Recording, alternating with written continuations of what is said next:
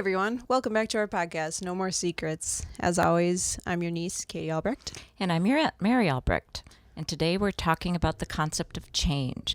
The reason it came up is, I think if you were listening last week, you know that we're going to be doing a big change up of our studio. And that's going to happen in a couple of weeks. So we have this episode and then one more after that. And then there'll be a pause while we change things around. And I was talking to my massage therapist about it, and she's like, oh, I just love refreshing things like that. I love rearranging furniture. I love putting different pictures up and painting different colors on the wall. She's like, it's so healthy. And I started to think, yeah, that's actually a really good point about mental health, is the concept of changing things up. But then also I thought about it in the sense that, the saying that goes that the only thing that doesn't change is change. So meaning, you can't help it. Things are always going to change. And so mentally, you're a healthier person if you recognize that and you embrace change. Mm-hmm. And sometimes you create change to kind of freshen yourself up, or maybe to get out of a toxic relationship. So that's basically what I wanted to talk about today was change, and you were saying, Katie, how we've endured a lot of really sudden, awful changes. But the studies on mental health show that the more you face those things and come out okay, you get more resilient with your life, because that's all it is change all the time. So anyway, so we can talk about it from all levels, from, just deciding to try a different eyelash primer to getting out of a relationship or moving. It all goes toward mental health. So yeah. I mean, I for one am trying a different eyelash primer. That's why I brought that up. Noticed, but I think I've also faced more significant changes in my life too. I mean, for a while, even in college, I kind of I know some people are scared of change, but I was the opposite, where I was like kind of thriving off of it. Like I loved variety. I loved like new things coming at me all the time, because it was easier to always be doing something new than accepting, some of the darker sides that I was dealing with at the time, where it was just like, it was fun and exciting, and I loved meeting new people. I had a new friend every week kind of thing. And you had a lot of groups of friends, didn't you? Like you would kind of like hop around, friend hop sort of thing, because it was more exciting perhaps that way. Yeah, probably. Or you're just social, but it's certainly distracting to have lots of friends. It was, yeah. And I mean, that's why I liked jobs that, worked with kids, or, being a server or stuff, because I liked the variety. I liked that it wasn't the same every single day. Okay. Which is, basically changing every single day. Like you can always expect the unexpected, I guess. Yeah, that's another level of change. I didn't even think about that, is the type of work you do. Oh yeah, because I mean, I think it's pretty safe to say that a lot of jobs are the same expectations every single day, and you're kind of like going through the motions in some of those places, and some people thrive with that, but then there's other times where it's people prefer the variety, prefer like, the unexpected, like I was talking about earlier, I can't even imagine working on an assembly line and doing the same thing over and over again. This in a box, this in a box, this in a box.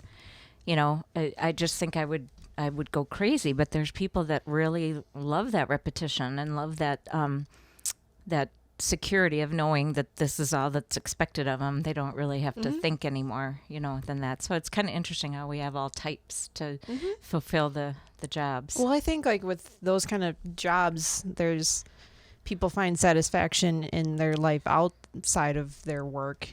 Sometimes it's not always just the job that they find satisfaction in. It's like they have such, stability and like the, same thing over and over again, like assembly line type stuff, like at their job. So at their home or after outside of their work hours, they can maybe have more flexibility and freedom to do what even they want. Creative things. Yeah, because it's hard to be on all the time in a certain way, so I feel like there's two different types of mindsets with it, at least for work anyway. Some people like that. Yeah, you know? exactly. In fact, this article by Country Living talks about how change can be happy and exciting, as well as messy and complicated. Yeah. Whether we're going through a season of grief, heading off to your first year of college, or navigating a breakup, it's helpful to know that change is not a bad thing. In fact, it has the power to challenge and shape you into a more complex and resilient human being that will not only survive the curveballs life throws, but actually thrive despite them. So I thought that's interesting. Like, if you expect change, then you actually thrive on it versus being shocked by it. Yeah. But it's pretty hard not to be shocked by certain things, such as your dad dying on the living room floor Christmas Day at age 53. Like, that's an abrupt change. That's like not, I mean, but we did become more resilient because of it. But at first it was awful, because it's just so shocking. You just can't even believe it. Yeah, even with the type of relationship we had with him, when he did pass, it was very abrupt and very unexpected and very unsettling, Yeah, I think when anybody dies that way, it kind of feels like that, I suppose. For me, like I wrote in our book, I wrote that I just fell down to my knees on our deck and just started sobbing because it was just so abrupt. And I didn't know why I was sobbing, but it just was so shocking. I think that was part of it. So, yeah, and I had a moment like that a little bit later after I was told, where I broke down and like it just kind of came out of me, where you get really emotional and everything. So yeah, it's just so weird. But well, anyway, let's explore, Katie. I'm going to be the aunt, and we're going to explore the different levels of change. Okay, so when you're bored with your living room, let's say, you had mentioned that sometimes even just cleaning it can give you sort of a refreshing feel of energy or whatever. Yeah. What other things do you like to look at things and be like, I think I'm going to rearrange this room? Or is that something that isn't necessary for you? Well, I'd like to think I'm good at that, but I'm probably not, if I'm honest. Okay.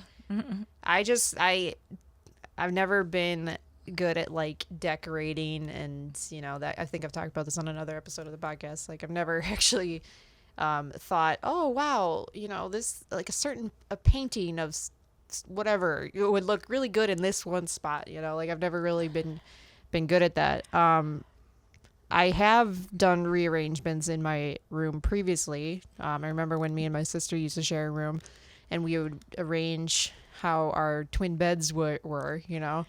Okay. I don't know if it was me. I mean, and by changing, all I did was like change the bed from going this way to this way, but in the same spot, So it wasn't like a big, life-changing event to change around our bedrooms and stuff. But we did do it, and it was kind of fun when we first started to do that, I guess.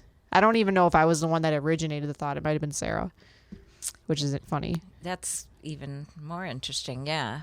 So you're not one to be, like, I'm, Sherry's this way. That's my massage therapist I was talking about, and I am too. I'm constantly rearranging things. Like, I'm constantly like, oh, this would be better here, and then that desk should go over there, and this and that, and da-da-da. And then that gets me feeling really creative. And that gets those juices flowing, and then I can do better with writing and with teaching classes and talking even, expressing. I kind of crave it when I get really stuck. It's like, okay, time to rearrange the furniture. Many times I've rearranged things only to put it back exactly where it was. I've been known to, here at the Fitness Loft, to move the entire reformer across the room 1 inch at a time because it's so freaking heavy. Yeah. Only to move it back. And I would spend the whole day doing that. Yeah, that sounds terrible, to be honest. But what about, I mean, to me, I would throw my back out if I did that. There was that, which, changes your back structure. Changes your back structure, yeah. But like, what about for you? I think it seems like you like to try like different makeup, for instance. It's not really even a joke with the eyelash primer. No, but I was legitimately trying out a new thing, and what helps me with that is I use a subscription service that gives me new products and stuff. Oh, which one is that again? It's called BoxyCharm, and we are not sponsored, but you guys should check it out. Okay, is it like $10 a month or $5 a month? It's 25, but you get like 5 full-size products, which is a deal if you know how much makeup is. Whoa, because I know my friend Christy does that for her daughters. Oh yeah. Different ones, and that's how they discovered and learned about like makeup and just pampering products, lotions, things. Does it give you lotions and stuff Gives too? you everything. I mean, there's makeup, moisturizers, all sorts of like house products and stuff like that. Just like pampering stuff. Whoa. So yeah, it's a good deal. But I do like to change around makeup. I'm not always wearing a full face of makeup, but I like to sometimes experiment with it just to see what it looks like. And I know you also do different things with your hair. Like sometimes it's really curly. Yeah. You know, sometimes it's up here. So, Yes. sometimes it's washed. I mean, meaning like wet, not washed. Like it's always washed, but Well. meaning like it's wet and you're like, and then you get it to like curl by putting it in that messy bun or whatever. Yeah, I'll sleep in with a messy bun and then it comes out Comes curlier out than like- what it's supposed to be, you know. Like, cause my hair is not curly. It looks like this normally. Oh, it isn't? No, I thought it was naturally wavy. no, it's naturally just kind of like this, pretty much. Okay. Yeah. Anyway, I mean, that's another form of artistic expression is when you decide to sit down and do your makeup and just play around and try different colors and Yeah. all that. And it really seems like, to me, that's what makes life exciting, is being able to try different things, big and small. I'm not real good at trying bigger things like going places, but I can definitely decide to use a green pen instead of a blue pen. No. You adventurer. Can't even imagine. But with this, some of these quotes that I from the Country Living I find are interesting.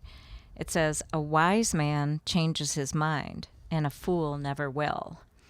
So then there's that level of change where you've decided to maybe change your first impression of somebody, or somebody that you just, not even first impression, you just didn't like. You realize, wait, that person's actually really cool. I just never gave it a chance. Like having that open mind kind of change. Mm-hmm.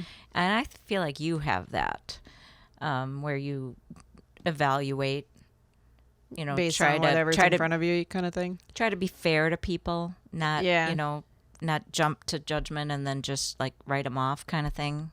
you Yeah. know? I mean, I think I do think everyone has judgments of everyone at first. You There's can't always help that it. first impression, yeah. You always have them, you know, but that doesn't mean that your first judgment of someone is going to be your long lasting one. Because, I mean, you get to know a person, like you said, or you see them act in a different way. Maybe they've grown and they've changed themselves, and you can recognize that. Like, There's that too. people yeah. are allowed redemption if they choose to work towards it, you know.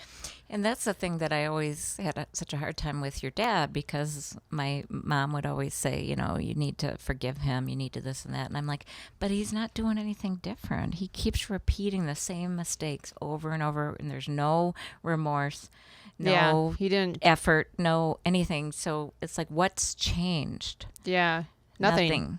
So, Nothing for how many years? You know, how long was he alive? 50? 53 53 years. You know, it was the same song and dance, you know, for 53 years. Exactly. And So it's to not me, like he was really trying to, you know, make himself a better person. He wasn't. And that's what I was always trying to say to my mom, because mostly my mom, because my dad, you know, we didn't really talk that way until after Mom died. But I'd say, I think it's important just to try something else, because what is happening right now is clearly not working for him. Mm-hmm. Your help isn't making him better. And she's like, well, maybe he's not getting worse. I said, but I think it's worth trying to do something different, because he might get better. You know, yeah, he could get worse, but he's already pretty much at worse. So, you know, let's try something different. Nope. never wanted to do that. Just wanted to keep doing the same dance our whole entire life. Right. Yeah. And I think, what was the quote that you said again? It was like, A wise man changes his mind and a fool never will. I mean, my first impression of that is that it's like, yeah, that's fair. You should always keep an open mind to stuff to an extent. I think there are some things in life where you kind of have to have morals about, and then like whatever, if it's going so strongly against your morals, then it's possible. I think it's reasonable to keep that in your mind and not have an open mind to things that are blatantly wrong. Right. And then there's the aspect of our family trying to always sway us to change our minds. And then we don't have good boundaries. Yeah. And then before you know it, you're back into the same pattern. Yeah, I think boundaries is important when you're thinking about change and everything. You want to still have a sense of self enough to know that, like, okay, I don't want you acting like this around me, you just have to kind of have a line where you don't want things, or you want things to change or don't want them to.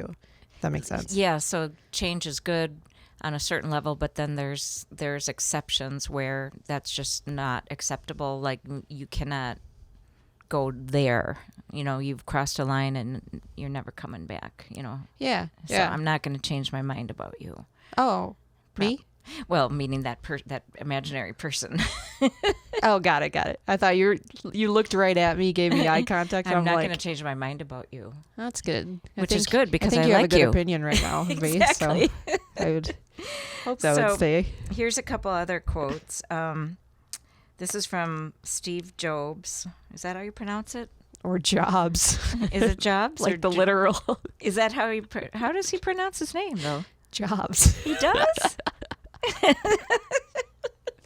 Never. This is the first for me hearing it pronounced as Jobs. Well, okay. It's not that.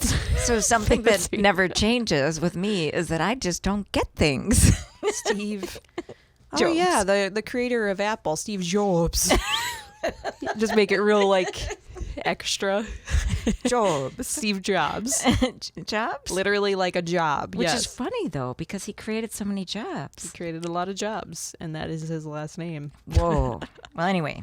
Or Jobs, if you... Job sounds like something in the Bible. Isn't there a Job in the Bible? Well, I mean, there's a lot of J names in the Bible. Like Jesus. Like Jesus. Yeah, see?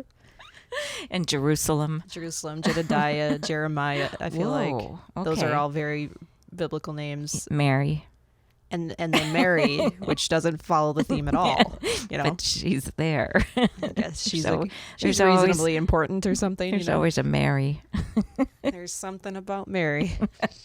But anyway, Steve Jobs. The people who are crazy enough to think they can change the world are usually the ones who do.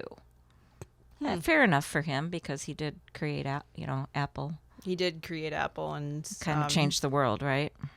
Changed technology as it stands. I mean, if you want to look at something that has rapid change and why change is important, is technology.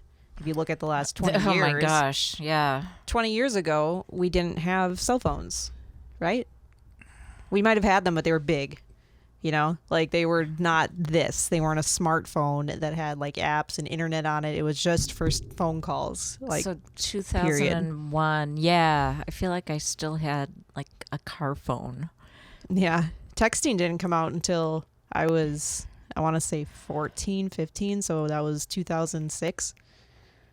I'm sorry. I have some very bad heartburn today. It's Father's Day and we ate a brunch and it didn't agree, so I have to keep backing away from the microphone to burp, which is another thing that never changes with me. I always have to burp. Sometimes it's worse. And then announce it. Yeah. we can discuss your burp in detail if you'd like. Well, maybe juicy? Next time. Was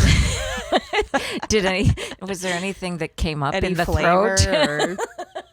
Did you upchuck it all? Did it just, yeah. Did it agree with you? A little bit of wine always helps heartburn. Or water to us water. Regular people. So, but no, do you remember the texting that was done just on the number pads? Yeah, like T9. You don't remember T9? No, It was the number pads. So, when you did like ABC, like that, like ABC, you did 2 for B, 3 for C on the number 1. Yeah. Yeah. Did you do that? Yeah. And of course we did it. And then we also had T9, which was like the more advanced version of that. So it started to predict your words based on the numbers that you pressed. So if you pressed like a whatever and was, if you did the 8, the 2, the 7 or whatever correlated with it, it would just predict that you were trying to write and. See, So it was, yeah, no, I never did that. I didn't even text that way. I remember being so overwhelmed by it. It was like the first like text typo, or the first thing that created a lot of typos, because people would just T9 it and not look at it, and then it would come up as like, what is this word, like, because you could change the word, it was just a little bit different. So they didn't check, they didn't edit their autocorrect, which is what autocorrect is now. That's right? what I was trying to say. Yeah, because it was like the first version of it, because there was so many issues, I guess. Getting my Perrier water because you mentioned water is good. Okay, so now this one I find is really interesting, if I can find it. Change is painful, but nothing is as painful as staying stuck somewhere you don't belong. Right. Like, let's think about that. Like, let's say you're in a job and you, like Steve Jobs. Say you're in a job. But you really should get out of the job. Or a relationship or something. Anything. Like, think about when you were at the job that you were at down in Chicago and you knew it was bad for you, but you kind of were just stuck and spinning, and it was hard to think about quitting that. Yeah. But definitely, I think that happens with people a lot. It definitely happens in relationships. Yeah. Happens in marriages. Let me just tell you, I've got clients that say to me that, and even just friends, that the only reason they're still married is because they can't afford to get divorced. And I'm like, what? Yeah, that's kind of sad. It's an unfortunate circumstance that keeps people in marriages, and it's expensive to be divorced, and so your whole life's work, and then you have to like split it at the end, right? Or same with jobs, like. Maybe they're making you a lot of money. It's hard to walk away from that, but sometimes it's just not good for you. So it's like balancing your mental health and your physical health, right? With the benefit of it. So yeah, there's a lot of situations that I think people get stuck in that they're so comfortable with, because it's like, cheers. That wasn't even wine this time. It was water, and you were talking. Yeah, I know. I'm aware. Do you have another hit to go, or can I keep going? You can go. I'm going to put this down. The weapon goes away. Well, that's good. It's going to be your head next. Banging into it. I don't even know what we're talking about. I don't either. There were situations where... yeah, you get stuck, and it's more. Oh, that's it. Okay, it's all coming back. You get stuck in these situations, but it's like the devil that you do know versus the devil that you don't. Yes. And it's like scary to face what these other problems on this outside of the situation that already is giving you problems, because it's like it's the unknown that's scary, I think, in most situations. And it could actually get worse, kind of like what Grandma said about Ken. Like, well, maybe it'll get worse, but you have to assess that risk, but maybe it'll get better. Maybe it'll get better, yeah. But still, the familiarity, and we've talked about that a lot on this podcast. Yeah. People just get used to the familiarity, which is why they stay in abusive relationships and toxic relationships and friendships and jobs and things like that. Right. So. Yeah, so it's hard. Now, this goes along with the thing about the fool. Like, a fool changes his mind, or a fool never changes his mind, and a smart person does. This says, those who cannot change their minds cannot change anything. True. So, that's... If you're so stuck on a single point, you're not going to actually create anything new, Because creating is only change. You know, you have to be able to change and adapt things to make it into something that's new. You know, think of how many times we changed the route of our book. Oh, right. Like the final product of Broken Neck is completely different than how it started. Good point. Like, for instance, my dad wasn't even, he hadn't even passed away before we had finished writing this. Right. And that was, you know, as you may know, it was a big part of the ending of the book, you know, like it was included in the story and everything. And it was, it could have been a totally different storyline if And I really changes didn't happen. Think that there are so many things that I wouldn't have put in the book for fear of his wrath if he had lived. Yeah. You know, so, but yeah, that changed a lot. And we were pretty open to it. Like, we kept talking back and forth and trying to, you know, spring things off people and like, okay, yeah, let's go that direction. Okay, yeah, let's, you know. Right. So I feel like we worked well together that way. That's where I think like change is good, because it gets you in a creative mode. You know, you're putting something new out into the world. If it was old, then why create it? Yeah, and can you believe how many really creative people there are out there that, like, let's say actors, for instance, that they can change their roles from one extreme to another. I'm thinking of Hugh Jackman. Of course. my Celebrity guy. Your future husband. Well, yeah. Hugh, I hope you're listening. Just so you know, though, you have to move to Peterson Road. Right. You can't go anywhere else. So nowhere luxurious. It has to be Libertyville. It's pretty cool here. Peterson Road, man. Talk about not changing. Holy shit. I go up and down Peterson Road all day. Yeah, you've been in Libertyville for most of your life. But you lived in Wisconsin and Rhode Island, so. But I've been on the same road most of my life. That's what's even sadder. Yeah, that's pretty funny. So Mary's not very good with change. She likes changing around her room and her environment. And I'm good with changing in my mind. Just not her city. But not my location. Yeah. Yeah. I think you're open to new ideas and stuff mentally, just how you said I was. Definitely. And I like thriving. I thrive on other people thriving on change. So like when they tell me they went this place and that place and this is happening and they moved and they sold, I get sort of a vicarious thrill. I was thinking that you live vicariously. I really do. Yeah, I was thinking that the other day. I was saying to somebody that I kind of feel like an anchor here at the Fitness Loft, and everybody kind of swirls around and does all these really exciting things. Yeah. But then they end up coming back, and then they give me a story, and that's enough for me, at least right now. Yeah. You know? So. And I think that's the other thing, is maybe being satisfied with your life and not having to necessarily change like the big things. Maybe the small things are enough sometimes, Yeah. I think everyone has their own level of how much change they can and cannot handle. Some people can't handle any change at all. Right. Yep, that's true. That's definitely a mental disorder, where they just they freak out. Well, what about the people? Do you know people that change their minds too much?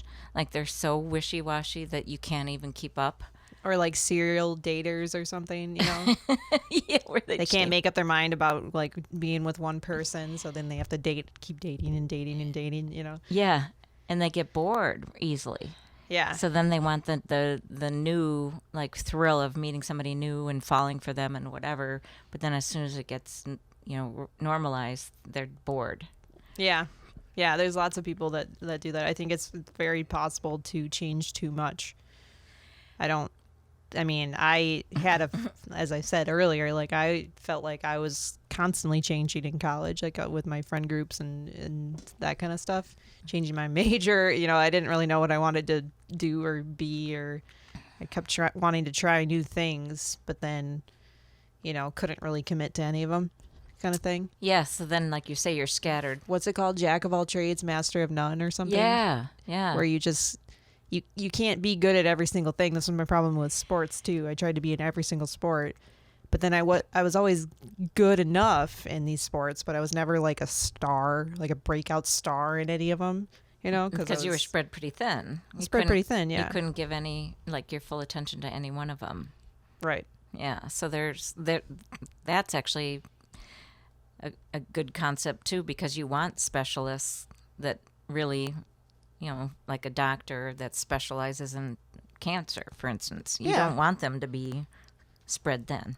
You want them to be focused, you know. Yeah, you want them to know that they know as much as they can know about a certain topic. I mean, a doctor's a really good example. You want them to be educated on this topic. It doesn't matter what their like social life is, like, you know, like who cares? I don't care if you wear the same matter exact if you're thing nice. every day. Just know your stuff. You just have to know your medicine and help me, you know, with your knowledge and everything. Yeah, it's so interesting how there's so many different types of people. Actually, this next quote says, "Change is inevitable. Growth is optional." Yeah, I think that's a very good point. Because really, things just always do change. And that can actually be said for something that's really bad. Like, you know, if you're in a situation where, like, I've had clients that they're just a pain and I don't know what to do. And eventually they end up leaving or moving or something. I mean, it changes. So it can also change for the better. Mm-hmm. But no matter what, I guess if you learn from it, then you've grown. Yeah. That's why it says growth is optional. It's kind of like compound interest in a way, like financially and stuff. Interesting. Because you could either spend your money or you can put it in something where it grows, and if it's just growing even a little bit, it's still growing. It's not going to stay the same. It's going to go slowly up and up and up, and eventually you're at a totally different spot than where you first began, you know. And it could relate to people too. I think if you're putting the effort to make yourself a better person, investing investing in yourself. Oh, neat. Instead of, you know, your dollars or whatever, you're gonna be at a better spot years from now than you are, and just like if you don't do anything at all. That was a very mature attitude from my niece. Oh, thanks. I have it sometimes. It's hard to do the hair flip when there's cords everywhere. Cords and microphones and stuff. This one says growth and comfort do not coexist. So that's kind of the same thing. Yeah, being comfortable with the uncomfortable or something. Right. One of those cliches. One of those cliches. Let's see, what else do we got here? Okay. I don't know. I feel like I'm pretty comfortable lately. Are you? Yeah. Well, you're happy. Yeah. I think you're more settled, but you guys still do a lot of things together that change things, like get a cat or go to Florida. Oh, you mean like in a relationship? Yeah, I guess I was referring to your home life, that you seem settled. Oh yeah, home life is more comfortable, and I think I used to really believe in that, like the being comfortable with the uncomfortable and everything, because I would do like, you know, salesy stuff. Okay. And that's like the motto of that kind of thing. Yeah. And while that has its merits, and I'm sure it works for some people, I don't think there's any shame in being, you know, a little bit comfortable with your life. You know, like it took me a while to get to that point where I was like, I'm okay with being comfortable. And having a basically 9-to-5 job, quote unquote. I mean, there's different, you have different hours, but yeah, even that, you said you've kind of enjoyed having a little bit of predictability with your hours. Yeah. Gives you some balance. And seeing the same people every day and everything. I know it doesn't sound exciting, but it's like you can find comforts in that, and it's definitely. But it allows you to be creative in other ways. Like, again, you know, you and Matt went to the Cubs game yesterday. Like, you're not, you know, dealing with trying to put your life together. You actually can go out and enjoy things and do it together and do it with different people, and, you know, have friends over and all of the stuff that's like the healthy kind of change. Yeah. From the day to day. Yeah. I think there should be like a, you know, balance of it. Yeah. Of changing and doing new things, but also like working on being consistent with whatever else, you know. Yeah, having something to, like, maybe a lily pad to work off of, to bounce off of, which I think wow, that was an interesting metaphor. Little froggy over here. I think the Fitness Loft is my lily pad. that you can bounce off of. Yeah, I go there, I go Ribbit. here, I go up and down Peterson Road, but I always come back to the loft to land. It helps that you have cats that are Well, and that make it kind of homey. that too. Oh, I hope they stick around. All right, so those who looked at okay.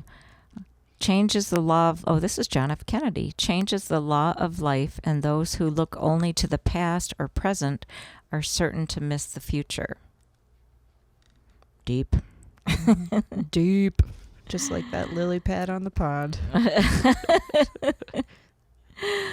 Oh, I don't know that love changes. People change and circumstances change. Weird. Nicholas Sparks. He's an author, right? Yeah, he usually writes about love and stuff. All right, so we're almost done here. Oh, Debbie Boone. Do you know who that is? She's a singer. Dreams are the seeds of change. Nothing ever grows without a seed, and nothing ever changes without a dream. Oh. That's so Debbie Boone-like. Let me just tell you. She's like a hokey of hokey. It sounds like Walt Disney. Yeah, exactly. Almost done. I'm in number 37 out of 41. Wow, we went through 40 points. Well, I passed through the ones that didn't appeal to me.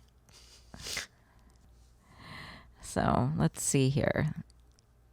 Well, maybe while she's looking, okay, can you listeners tell us about times where you faced significant change in your life? Maybe you can share in the comments below and everything.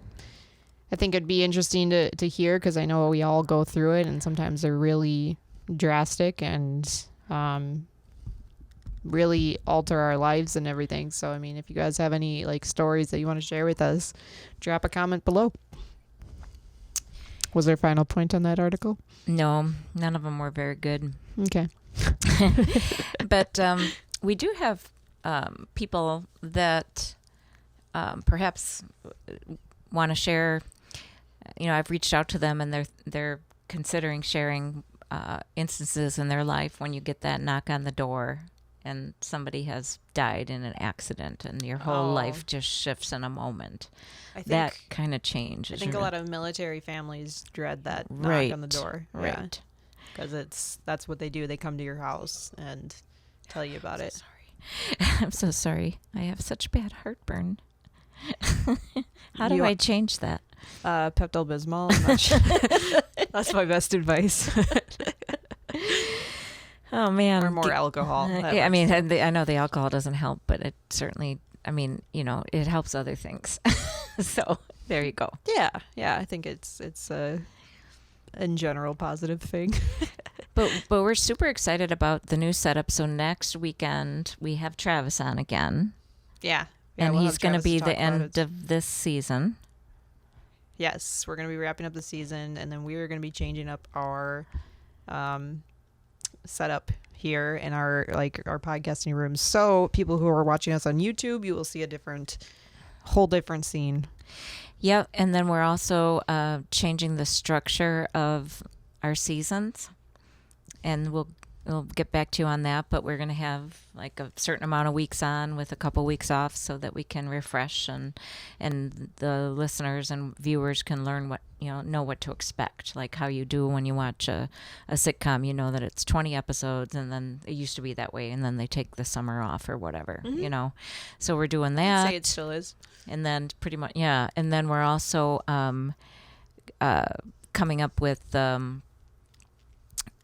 a good list of guests that we want to get on, because we need those couple weeks off here and there to reach out to people and get them set up. And we're realizing, we're open to change, that we need to have a structure where we can count on time off, but it's not time off from the podcast. It's time off to work the background of the podcast. Yeah, time off from recording. I think. Yes, exactly. I mean, everyone needs breaks. I'm told that. Yeah. Right. I mean, and sometimes it's just good. It's healthy to do it, and we're obviously here to do, help our own health and help everyone else's that is listening. So I think taking the breaks is kind of setting the example for that. Exactly. That's a good point too. So yeah, so we'll be in touch with you, but we have one, again, we have one more episode, but we'll be doing a major campaign with basically the new direction of No More Secrets. I mean, it's a great direction already, but it's just slightly different structures so that we can stay balanced and we can keep going, which, by the way, if you want to help us with that, we have that Patreon thing. Patreon. Didn't we? What did I call Patreon before? It wasn't Patreon. Oh, well, whatever. You said you wanted to prevent us from having patriotic cancer. In case anyone needed a reminder. I am so funny sometimes. I forget. What a hilarious person you are. Yeah. Patriotic cancer. But I get to say that because my husband has pancreatic cancer. Yeah. So I get to talk about stuff like that. Please don't let me get patriotic cancer. Right. Oh, shit. Okay. But yes, support us on Patreon. We really appreciate the support. And I think we can wrap it up. Yeah, next week we look forward to having our repeat guest, Travis, and that'll be a great way to end the season, and then we'll go from there. So I guess I want to say thanks for listening, thanks for watching, and yeah, we'll see you next time. Keep changing, or don't change your viewing of us. Unless it's bad. Then you can change it all you want. Okay, fair enough. Alrighty, till next time. Till next time. Bye-bye.